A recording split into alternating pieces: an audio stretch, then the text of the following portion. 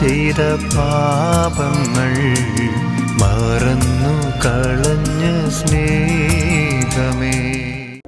യേശുവിൻ്റെ ഏറ്റവും പ്രിയമുള്ള കുഞ്ഞെ, നാഹും പ്രവാചകന്റെ പുസ്തകം 1-ാം അധ്യായം 3-ാം വാക്യം. കർത്താവ് ദീർഘക്ഷമയുള്ളവനും അതിശക്തനുമാണ്.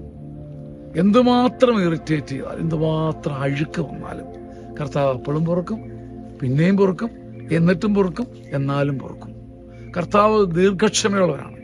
അവിടുത്തെ അസ്വസ്ഥപ്പെടുത്താൻ എൻ്റെ പാപത്തിന് പറ്റില്ല. അതാണ് ദൈവം. എൻ്റെ അഴുക്കിന് ദൈവത്തെ അസ്വസ്ഥനാക്കാൻ പറ്റില്ല. അതിനും മേലെ ക്ഷമയാണ്, അതിനും മേലെ ശക്തിയാണ്.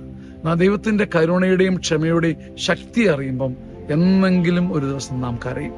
ചങ്കിൻ്റെ ഉള്ളിൽ നിന്നും, ആത്മാവിൻ്റെ അകത്തു നിന്നും, ഹൃദയത്തിൻ്റെ ഉള്ളറയിൽ നിന്നും അവൻ്റെ സ്നേഹാർദ്രമായ ക്ഷമയെപ്രതിയുള്ള ഒരു കരച്ചിലുണ്ടല്ലോ, ആ കരച്ചിൽ നമ്മളെ മാറ്റും.